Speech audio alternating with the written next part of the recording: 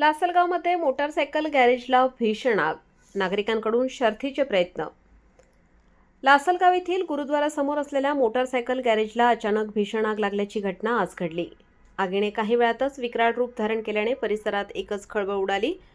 मिळालेल्या माहितीनुसार गॅरेजमध्ये उभ्या असलेल्या मोटारसायकली, तेल व ज्वलनशील साहित्यामुळे आगीचा भडका अधिकच वाढला।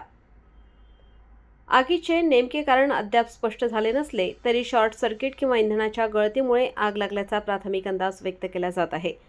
घटनेची माहिती मिळताच परिसरातील नागरिकांनी तात्काळ घटनास्थळी धाव घेत आग विझवण्याचा प्रयत्न सुरू केला।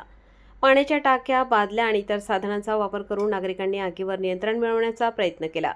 दरम्यान अग्निशमन दलाला याबाबत कळवण्यात आले। आगीमुळे गॅरेजमधील मोठ्या प्रमाणात नुकसान झाल्याची शक्यता वर्तवली जात आहे। सुदैवाने या घटनेत अद्याप कोणतीही जीवितहानी झाल्याचे वृत्त नाही। मात्र परिसरात भीतीचे वातावरण निर्माण झाले असून नागरिकांमध्ये चिंतेचे वातावरण आहे। अधिक तपास सुरू आहे। वृत्तसंकलन रफिक शेख, निफाड।